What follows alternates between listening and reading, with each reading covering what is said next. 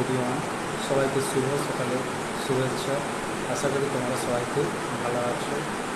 আজকে আমি তোমাদের স্বামীজির জীবনের একটি স্মরণীয় ঘটনা সম্বন্ধে বলব। স্বামীজি নিজেকে খুব শ্রদ্ধা করতেন নিজের দেশ ও জাতিকে। সঙ্গে সঙ্গে চাইতেন ভারতবর্ষের প্রতিটি মানুষের আত্মমর্যাদা বোধে প্রতিষ্ঠিত হোক। বিদেশে যাওয়ার আগের আরেকটি ঘটনা। আবু রোড স্টেশনে গাড়িতে বসে আছেন স্বামীজি। গাড়ি ছাড়তে তখনও দেরি। গাড়ির কম্পার্টমেন্টে বসেই তার সঙ্গে গল্প করছেন তার এক বাঙালি অনুরাগী।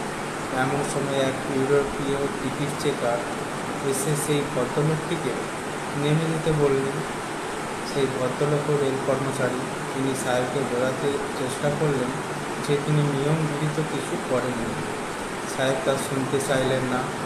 ফলে দুজনের তর্ক বেঁধে গেল। তর্ক যখন বেড়ে উঠেছে তখন স্বামীজি মধ্যস্থতা করবার চেষ্টা করলেন। সাহেব ভেবেছিলেন স্বামীজি সামান্য সন্ন্যাসী, তাই তিনি ধমকে দিয়ে উঠলেন, তুম কাহা